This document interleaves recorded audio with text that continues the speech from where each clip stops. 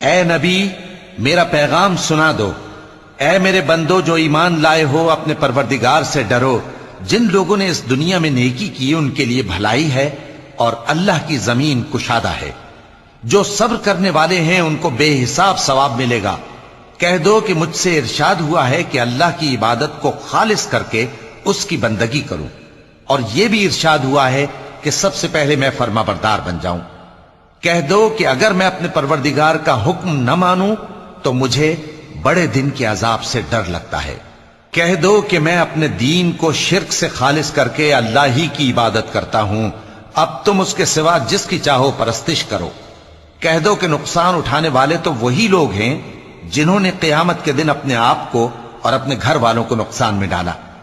دیکھو یہی سراسر نقصان ہے۔ ان کے اوپر آگ کے سائبان ہوں گے اور نیچے اسی کے فرش ہوں گے۔